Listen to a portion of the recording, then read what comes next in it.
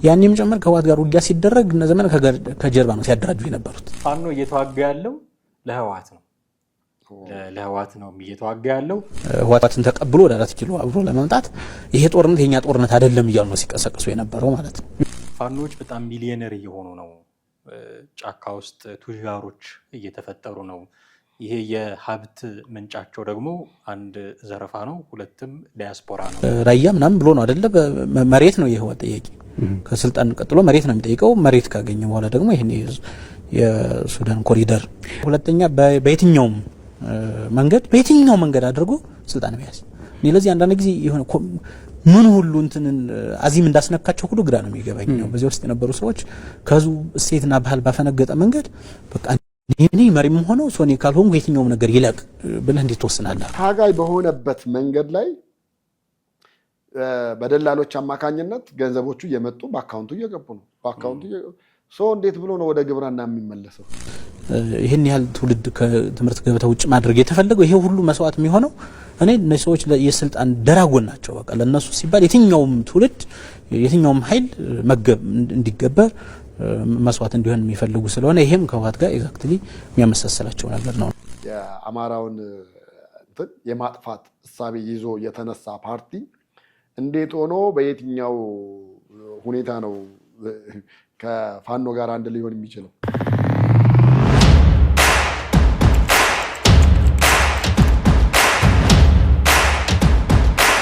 ሰላም እንዴት አላችሁ ውድ ቤተሰቦቻችን? ይህ ዘኢትዮጵያ ቻናላችን ነው። ቴዎድሮስ ካሳና ማህደገፋ ወደ እናንተ ፕሮግራማችንን ለማድረስ እዚህ ተገናኝተናል። በወቅት የፕሮግራማችን የመጣ ነው። እስከ ፕሮግራማችን ፍጻሜ ድረስ አብራችሁን ትቆዩ ዘንድ የአክብሮት ግብዣችን ነው። ከኛ ጋር ሁኑ። እንዴት አለ ቴዲ? እንዴት ነህ? ሰላም ነው።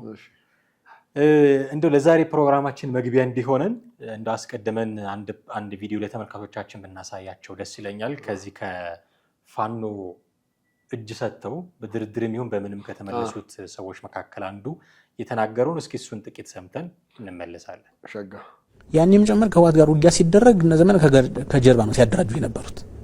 ህዋትን ተቀብሎ ወደ 4 ኪሎ አብሮ ለመምጣት ይሄ ጦርነት የኛ ጦርነት አይደለም እያሉ ነው ሲቀሰቅሱ የነበረው ማለት ነው። ወዳጅነታቸው ከዚያም ወደ ኋላ ይሳባል። በርግጥ ግን በዚያም ጊዜ ቢሆን ብዙ እንትን አልተራራቁም ነው አንዳንዶቹ። የሚገርምህ ግን ትናንት በተቃራኒ ጎራ መሰለፉ ብቻ አይደለም እንግዲህ ለይስሙላም ቢሆን በኋላ የሆነ ቦታ ውጊያ ያደረግ ምናምን የሚል ዝባዝንኪ ነገር ሲያደርጉ ነበር ያላደረጉትን ጭምር። ግን የሚገርመው ነገር ነው ወደፊትስ ምንድነው የሚያስማማው? አሁን ህዋት ፕራይመሪሊ የሚጠይቀው ምንድነው? የወልቃይትና ራያ ምናምን ብሎ ነው አይደለ? መሬት ነው የህዋት ጥያቄ። ከስልጣን ቀጥሎ መሬት ነው የሚጠይቀው። መሬት ካገኘ በኋላ ደግሞ ይሄን የሱዳን ኮሪደር፣ ሁለተኛ በየትኛው መንገድ አድርጎ ስልጣን መያዝ።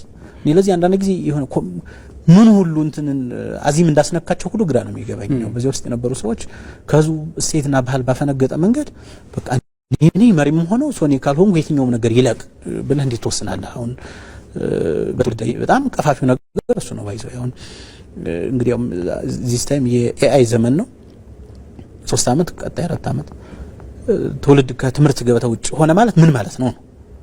በአንድ ቀን እንኳን የምታጣው መረጃ ነገሮች በናኖ ሰከንድ በሚለዋወጡበት ሁኔታ ውስጥ ይሄን ያህል ትውልድ ከትምህርት ገበታ ውጭ ማድረግ የተፈለገው ይሄ ሁሉ መስዋዕት የሚሆነው እነዚህ ሰዎች የስልጣን ደራጎን ናቸው። በቃ ለነሱ ሲባል የትኛውም ትውልድ የትኛውም ኃይል እንዲገበር መስዋዕት እንዲሆን የሚፈልጉ ስለሆነ ይሄም ከዋት ጋር ኤግዛክትሊ የሚያመሳሰላቸው ነገር ነው። እንደተከታተልከው ቴዲ እንዲህ ያሉ ሰዎች የሚያነሱት ሀሳብ ምንድነው? ፋኖ እየተዋጋ ያለው ለህዋት ነው እየተዋጋ ያለው። እንኳን አሁን ይቀርና ያኔ የህልውና ትግል የህግ ማስከበር የሚባለው ጦርነት ጊዜ ራሱ እነ ዘመነ ካሴ ከጀርባ ሆነው ይሄ የኛ ጦርነት አይደለም እያሉ ይቀሰቅሱ ነበረ እና ከጀርባ ያለ ስራ ይሰራሉ እንጂ ፊት ለፊት ሄደው አይዋጉም ነበረ እና ለህዋት ነው የሚዋጉት እነዚህ ሰዎች የሚል አመክንዮን ያነሳውና ለዚህም ጭምር ነው ትግሉን ትተን ከመንግስት ጋር ለመስራት ተስማምተን የመጣ ነው የሚል ነገር ያነሳሉ። ፋኖ ለህዋት ነው የሚዋጋው ማለት እንችላለን? ይህ አደገኛ አስተሳሰብ ነው። በፖለቲካ ውስጥም በትግል ሂደት ውስጥም እንደዚህ ያለ አስተሳሰብ ካለ አደገኛ ነው። ግን ፋኖ ለኢህአዴግ ነው የሚዋጋው የሚል 100% እምነት የለኝም እውነት ለመናገር። ምክንያቱም ለሱ ከሆነ የሚዋጋው እኔ እንደውም ጭራሽ እርስ በርስ እንደሚጠራጠሩ ነው የሚገባኝም የማምነው ፋኖና ህወሓቶች ፋኖና ህወሓት እኔ ይሄ አስተሳሰብ ለማመን ትቸገራለህ። ምክንያቱም በፊት ከነበረው ነገሮች እኮ ነው ከኋላ ተነስተህ ነው እንዳለ እያንዳንዱን ነገሮች አይተህ እነዛን ነገሮች አንድ ላይ ትገጥማቸውና ታነባቸዋለህ። ገጥመህ ስታነበው የህወሓት ትግልና የአማራ ትግል አንድ ነው ወይ ምናምን ብለህ ብትል አይደለም። ዓላማው ነው ሊያመሳስላቸው የሚችለው። ከዓላማው ውጪ ዓላማውም 100% ሳይሆን በተወሰነ መንገድ ለምን አማራ የህልውና ትግል ነው ይላል፣ ህወሓት ደግሞ ያው ሌላ ስያሜ ሰጥቶታል። እንደዛ ከሆነ ለህወሓት ከሆነ የሚታገለው ለምንድን ነው አንድ ግንባር የማይፈጥሩት? ለምንድን ነው እንደ ጽምዶ ብለው ከኤርትራ ጋር እንደነበረው ለምንድን ነው ከፋኖ ጋር አንድ ሆነው መስራት መቻል የሚያቅታቸው? በተአምር አንድ ሆነው መስራት ይችላሉ ብለህ ማለት አትችልም።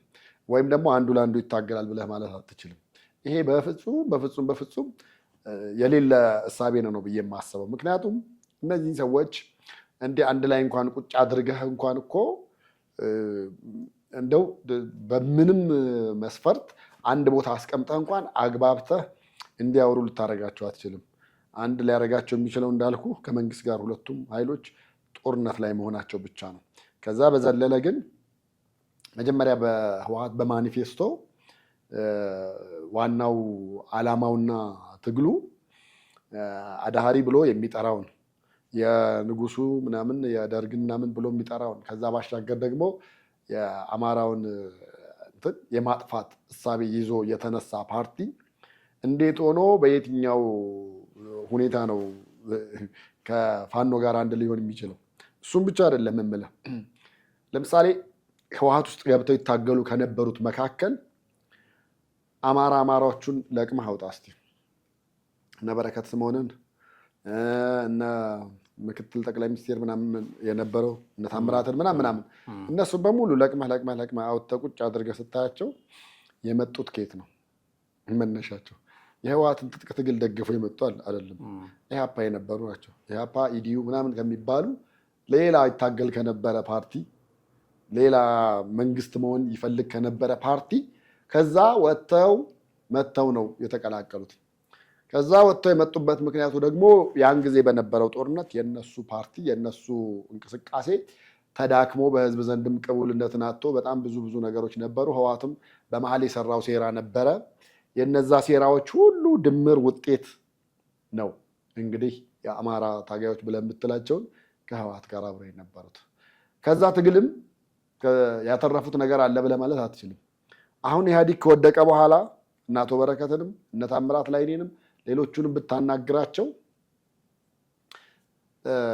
ከትጥቅ ትግል በኋላ የተሰጣቸው ቦታ ጥሩ እንዳልሆነ ወይ ደግሞ በልካቸው በአማራ ህዝብ ይወክሉታል በተባለው ህዝብ ልክ እንዳልሆነ ይነግሩሃል። ከዛም አልፈው የበለጠ ጫና ይደረግባቸው እንደነበረና በኢህአዲግ ውስጥም ጉምቱ የሆነ ቦታ ለምሳሌ በጣም በሲምፕል በሆነ ወይ በጣም በቀላሉ እንኳን ልንገር፣ መለስ ሲሞት በጣም ቦታውን ቢይዘው ፖለቲካውን ይሰራዋል ወይ ደግሞ እንደ ለህወሓቶች መጠንከር ጥሩ ይሆናል ብለህ የምትለው በአመራር ቦታ ብታስቀምጠውም ይሰራል ብለህ የምትለው የነበረው በረከት ስምኦን ነበር። በረከት ስምኦን ግን አማራ ስለሆነ እሱን ማስቀመጥ አልፈለጉም። ኃይለማርያም ደሳለኝን ነው ያስቀመጡት። ኃይለማርያም ደሳለኝ እንኳን ተዳከመ ሲባል አማራን አምጥተው ማስቀመጥ አልፈለጉም። እነዚህን ነገሮች ስታያቸው አንድም በምንም ተአምር ሁለቱን አንድ ሊያደርግ ወይ ደግሞ እንደው ለህወሓት ይታገላል ብለህ እንዳትል ምክንያት ይሆነዋል። በነገራችን ላይ የህወሓት ዲክላይን ወይም ውድቀት የመጣው እነ ደብረጽዮን ሌሎቹም አመራሮቹ በሙሉ ገንዘብ ዘረፋ ላይ እና ቢዝነስ ላይ ተሰማሩ።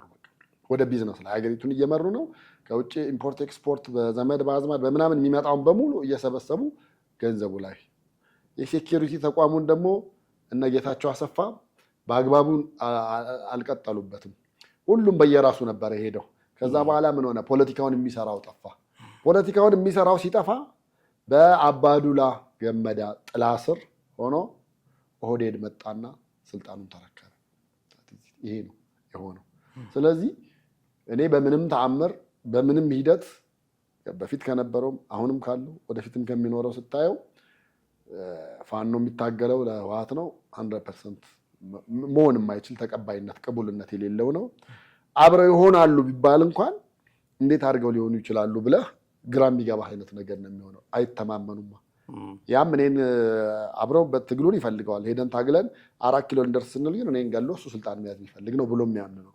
ስለዚህ ሁለቱም ተማምነው ይሰራሉ ብዬም አላስብም። ምናልባት እንዳልከው አንዱ ለአንዱ ህልውና ይታገላል የሚለውን እንደው የተለጠጠ ነገር ነው ብለን እሱን ባንወስድ፣ ግን ለጊዜያዊ ጥቅም በሚል ግን አብረው አትሊስት አንድ ግንባር ላይ አብረው መሰለፍ አይነት ነገር ሳይኖርም ወይ ምናያቸው ምልክቶችስ የሉም ወይ? አንዳንድ የፋኖ ሰዎች ወልቃይት ሁለተኛ ሶስተኛ ጉዳያቸው ለማድረግ ከተስማሙ የራያንም ጉዳይ በተመሳሳይ አሁን እነሱ የዚህ ጊዜ ጠላቶቻችን አይደሉም የሚል አቋም ከያዙ እነሱን ከመንካታችሁ በፊት እኛን እንገጥማችኋለን፣ ከጀርባ እንወጋችኋለን የሚሉ የፋኖ አመራሮችን ስታይ እንደተባለው ለህወሓት ብለው ይዋጋሉ ባንል እንኳን አብሮ ግን የሚሰሩ ሰዎች አይደሉም። የከረንትሊ የሚያስማማቸው ነገር እንዳልከው አብረው ዘልቀው የሚቀጥሉ ከሆነ የሆነ ጊዜ መጣላታቸው የማይቀር ነው። ጠብ አሳድረው ነው አብረው ከሰሩ የሚሰሩት። ልክ እነሱ ጠላታችን የሚሉትን አካል ባሸነፉ ማግስት ግጭት ውስጥ እንደሚገቡ መተንበይ ትችላለህ። አሁን ግን ለጊዜው አብረው መስራት የሚችሉበት ሁኔታ የለም ወይ ብዬ ነው።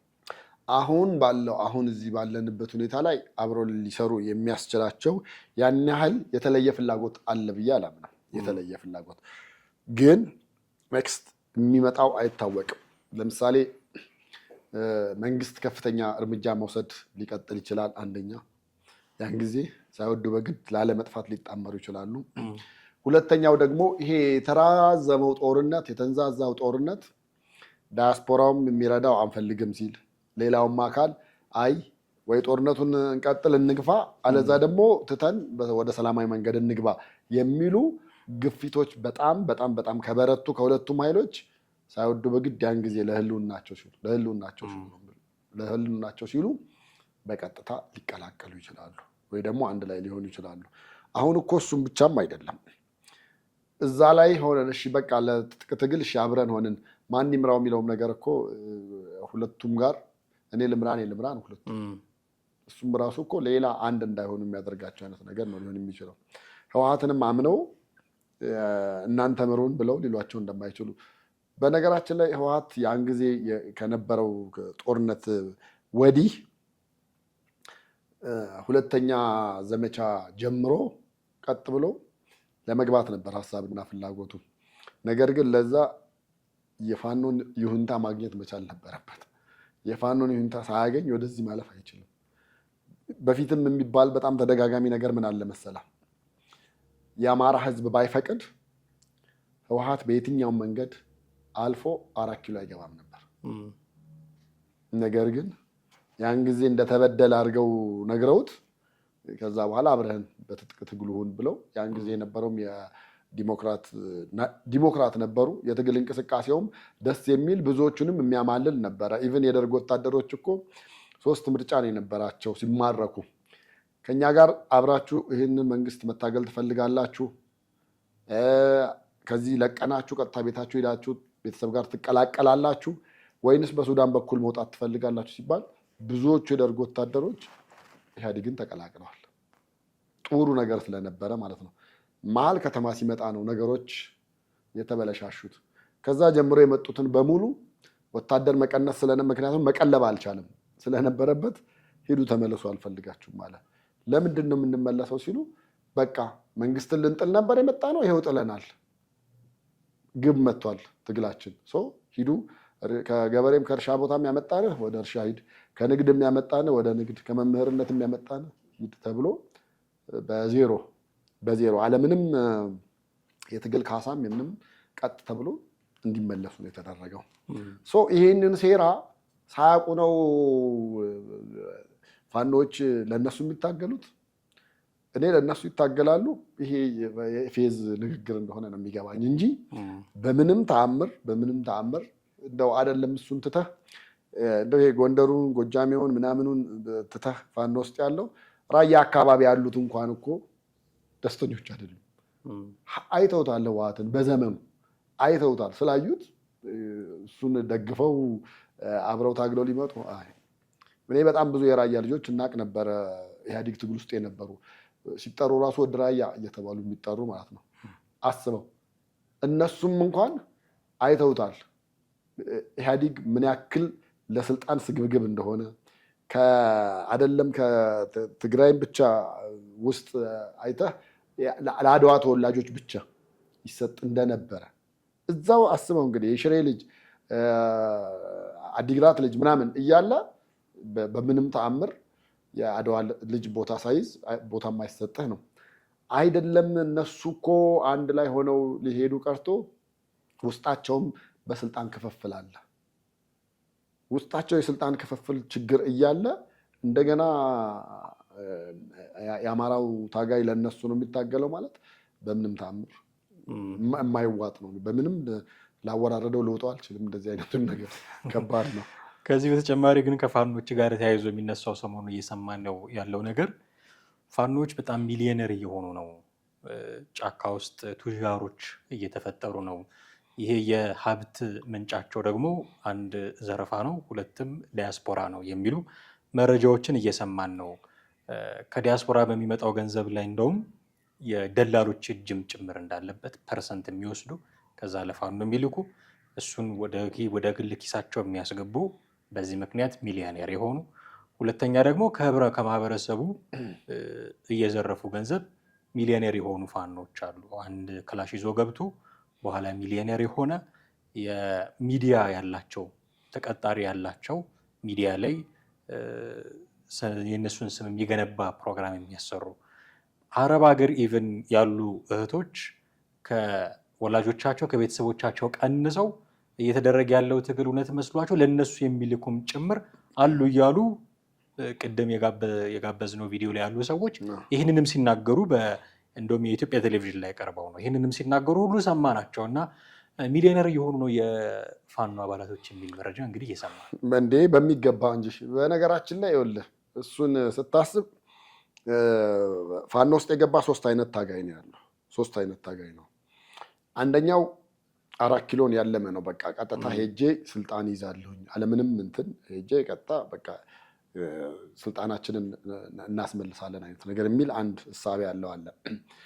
ሁለተኛው በትክክል ልክ ፋኖ መጀመሪያ ይዞ የተነሳውን የትግል መንገድ ማለት የአማራ ሕዝብ ተጨቁኗል፣ ተገፍቷል፣ ከሌላው አካባቢ መኖር አልቻለም፣ እየተገደለ ነው፣ አዲስ አበባም ለመግባት ባቀና ነው ከተማ ተከልክለናል የሚሉ የመጀመሪያ ጥያቄዎችን ይዞ የተነሳ አለ። ሶስተኛው ደግሞ አሁን አንተ ያልከው ነው የገቢ ምንጭ ሆነው አለ።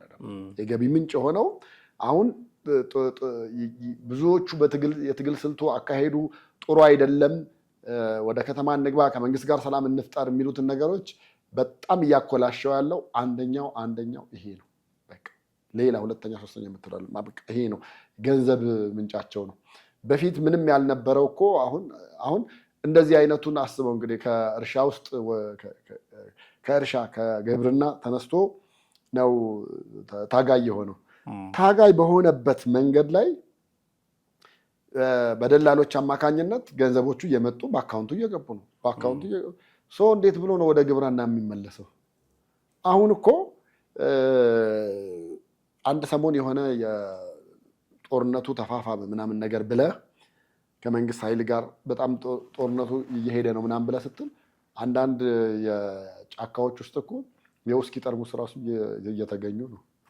መቼም የደንበጫ አረቄ አይደለም እዛ ውስጥ ሊቀመጥበት የሚችለው ብላክ ነው ደብል ብላክ የትኛው እየተባለ ነው። እና ያን ያክል ነገር አንዳንዶቹ እንደ ጉራም አድርገውት አንዴ የዘመነ ካሴ ልጅ ነው ያየነው። እንደውም ከነጭራሹ እዚህ ላይ ጩባውን አድርጎ ምናምን ይዞ ያደረጉት ጫማ እኛ እዚህ ከተማ ያለ ነው ገንዘቡን ኬትም አሰባስበን እንኳን ልንገዛው የማንችለው ነው።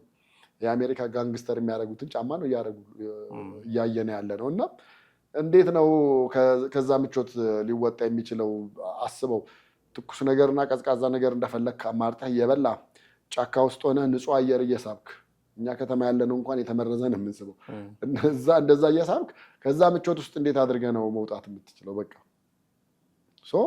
ይሄ በጣም በጣም በጣም እታገለታለሁ ከሚለው ዓላማ ውጪ የሆነና ትግሉንም የሚያኮላሽ አይነት ነገር ነው። በቃ የምቾት ኑሮ ላይ ስለሆኑ ያሉት በምንም ታምር ይወጣሉ ብለህ ማለት አትችልም። አሁን እንደውም ምንድነው ዘራፊው ራሱ ሁለት አይነት ነው። አንደኛው ከውጭ የሚላክለት በዶላሩ እየተመነዘረ ምናምን ነገር ነው። ለምን ኦልሬዲ አንተ መንግስት በትጥቅ ትግል ውስጥ አለ ከተባለ አንተን ሊይዝህ ምን ይችላል ተብሎ ስለሚታመን የሚዘረዝሩት የሚመነዝሩት ወይ የሚላክላቸው በሌላ ሰው ነው የሚሆነው። ሁለተኛው ይሄ ትንንሹን ሹፌሩን ምናምኑን ምስኪኑን እያገተ ደግሞ ብር የሚሰበስብ አለ። በቃ ምንም ስራ ሳይሰራ እኮ እንደዛ እያደረገ መኖር መቀጠል ይችላል ማለት ነው። እና ፋኖ ውስጥ ያለው ሌላው የተደራጀው ኃይለኛ ገንዘብ ማከማቸት ውስጥ ሀብት ውስጥ እየገባ ነው። እውነት ነው። ምንም አደባባይ ላይ እየወጣ ነገር ነው። እና ከዚህ አንተ እንዳልከው ከምቾታቸው አንጻር ትግሉ እንዲቆም ጦርነቱ እንዲቆም አይፈልጉም። ኢቭን አሸንፈው ራሱ ቢያሸንፉ ራሱ እንዲቆም፣ ምክንያቱም ካሸነፉ ትግሉ ይቆማል። ስልጣንም ይዞ የተወሰነ ሰው ነው የሚሆነው። ግን የገንዘብ ምንጩ እኮ መቆሙ አይቀርም። እምልህ የተዋጋው በሙሉ ስልጣን ይዘ፣ ስለዚህ የገንዘብ ምንጩን የሚቆጣጠሩት የተወሰኑ ሰዎች ይሆናሉ ማለት። ታች ያለውም ግን እንደዚህ ሀብታም እየሆነ አንድ ክላሽ ይዞ ገብቶ ሚሊዮነር እየሆነ የሚወጣ ከሆነ የገንዘብ ምንጩ ይቆምበታል። ለሰፊው ጥቂቱ ብቻ ስልጣን ይዝና የለመደውን ሌብነት ሊቀጥል ይችላል። ግን በዚህ የተነሳ ትግሉ እንዲቆም አይፈልጉም። ሁሌ ትግል እንዲደረግ እናንተ እንዳልከው ጫካ ውስጥ ሆነው የተመቻቸ ኑሮ እንዲኖሩ ነው የሚፈልጉት የሚል ኮሜንት ሁሉ ነው የሚሰጡት። ይሄ እንዲህ አይነት መረጃዎች መውጣታቸው መቼም እንግዲህ አሁን ነበርንበት የሚሉ ሰዎች ናቸው የሚያወሩት። ያየነው ነገር ነው፣ ነበርንበት፣ እሱን ጥለን ነው አንድ የሚወጣ ነው የሚሉ ሰዎች የሚያወሩት ነው። ከነዛኞቹ አንጻር የሚሰጡት ምላሽ የታወቀ ነው። አይ ይሄ ስለወጡ የሚናገሩት ነገር ነው፣ መንግስት እጅ ስለሆኑ እንደው ህዝቡ እንዳይቀየማቸው ምክንያት ስለሚያስፈልግ ነው ይሄንን የሰጡት ብለው መልስ እንደሚሰጡ ይጠበቃል። ይሄ የሚታወቅ ጉዳይ ነው። ህዝቡ ግን እንዴት ነው የሚያየው ይሄንን ነገር የሚለው አሁን በጣም አሳሳቢ ነው የሚሆነው። ህዝቡ የትኞቹን ነው የሚያምነው? ራሱ ጫካ ያሉትን ነው የሚያምነው? ለመንግስት እጅ የሰጡትን ነው የሚያምነው? ማንን ነው የሚያምነው? ህዝቡ ራሱ ትግሉን ይፈልገዋሉ? አሁን ራይት ነው ቆመን ይህንን ትግል ይፈልገዋሉ ብሎ መጠየቅ ተገቢ ሰዓት ይመስለኛል። አሁን የሆነ ጊዜ እንደው ባይፈልገውም ለነፃነቱ ነው እነዚህ ሰዎች ጫካ የገቡት፣ በየቦታው እንደምታዩት እየተገደለ ነው የሚል ጀስቲፊኬሽን ልታቀርብ ትችላለህ። የሆነ ጊዜ ደግሞ እንደው በቃ ትተው ሁሉን ነገር ለምን ዝም አይሉም? በቃ እነዚህ ትግሉን ትተው እንደተባለው እጅ እንደሰጡት ሁሉም እጅ ሲጡ የምትልበት ጊዜም ደግሞ ሊመጣ ይችላል ያኔ። አሁን ግን ራይት ነው ባለንበት ኑሮ ውድነቱን ስታስብ፣ እንደ ልብ መንቀሳቀስ እንዳቃታቸው ስታስብ፣ የማዳበሪያ እጥረቱን ስታስብ፣ የመምህራን የተማሪ መጉላሉትን ስታስብ ይህንን የሚያስከብርልን አካል የለም የሚል ስጋት አላቸው በአንድ በኩል። በአንድ በኩል ደግሞ ይኸው እንደዚህ እየተዘረፉ ነው እንዲህ የተደረጉ ነው የሚል መረጃ አለ። እነዚህም ሰዎች ነፃ ሊያወጡን አይደለም ጫካ የገቡት የሚል እሳቤ ሊኖራቸው ይችላል። ልክ በዚህ ጊዜ ህዝቡ ምንድን ነው እያሰበ ያለው? የትኛውን ወገን ነው የሚያምነው የሚለው ራሱ ትልቅ ጥያቄ ነው ብዬ አስባለሁ። ህዝቡ እንግዲህ ያው ህዝብ ብዙ ጊዜ የነገርከውን ነው የሚቀበለው። ጥቂቶች ከዛ ውስጥ ይመነዝራሉ ከተነገራቸው ውስጥ። ለምሳሌ ብዙ ጊዜ ከአንተ ጋር እዚህ ቴብል ላይ አንስተነዋል። የዘንድሮን ገናን ያከበርነው እዚህ ነው፣ በሚቀጥለው ምናምን ነገር አየህ፣ እንደዛ አይነት ተስፋዎች ያቆዩትና የሚያቆየው ህዝብ አለ። ሌላው ደግሞ ፋኖ መጀመሪያ ይዟቸው የተነሳውን እነዛን ለትግሉ ወይ ደግሞ ጫካ ለመግባት መሳሪያ ለማንገት ምክንያት ሆነን ብለው የተነሱ ነገሮች አሉ። እነሱን ደግሞ እያሰበ በተስፋ የተቀመጠ ደግሞ አለ። እውነትም ነው እየተገደለ ነው፣ ስለዚህ እየተገደለ ያለውን እንታደገው የሚልና ያቀናነው ከተማ ስንገባ በየኬላው ላይ ቀረጥ እየተጣለ እንደፈለግን ገብተን እንዳንወጣ ሀገራችን ነው ብለን እንዳናስብ እየተደረገ ነው። እንደገና ይሄ የብሔር ፖለቲካ ደግሞ ቆሻሻነቱ አንተ ከምትፈልገው አብረህ ከነበርከው ጎረቤትህ እንኳን የሌላ ብሔር ተወላጅ ስለሆነ ብቻ እንዳትተማመን ያደረገህ ነገር አለ። እነዛ ነገሮች እንዲጠራ የሚፈልግ ህዝብ አለ። እንደዛ ያሉትን ነገሮች እነዚህ ነገሮች መንግስት ማጥራት ስላልቻለ ነው ይሄ ትግል የተገባው የሚል እሳቤ ይዘው የተነሱ አሉ። በሌላ በኩል ደግሞ ስታየው ደግሞ ምንድነው ይሄ ነገር መቼ ነው የሚያበቃው? ምክንያቱም የኑሮ ውድነቱንም አንዱ ያመጣውና የጨመረው የጦርነቱ ሁኔታ ነው። እንደውም አሁን መንግስትን በአንድ በኩል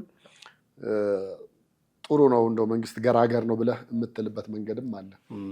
ልክ ቲፒኤልኤፎች ይጠቀሙበታል ተብለው መንግስት በጀቶችን ሙሉንም ነገር በቀነሰበት ልክ አማራ ክልል ቀንሶ ቢሆንስ ኖሮ ለምሳሌ ነዳጁን ለነዳጅ የሚላክ ከነበረው በርሜል ነዳጅ ይህን ያክል በፊት አማራ ክልል ይጠቀም ነበር፣ አሁን ፋኖ እየተጠቀመበት ነው ብሎ መንግስት ቀንሶትስ ቢሆን፣ ኢንተርኔት እንደ ልብ የሚጠቀሙበትን አጥፍቶት ቢሆን፣ ስልክ ጠፍቶ ቢሆን፣ በባንክ ሰው በቀን ትግራይ ክልል ብትሄድ ለምሳሌ 2000 ብር ከዛ በላይ ማውጣት አትችልም ነው መቀሌ ውስጥ እንኳን።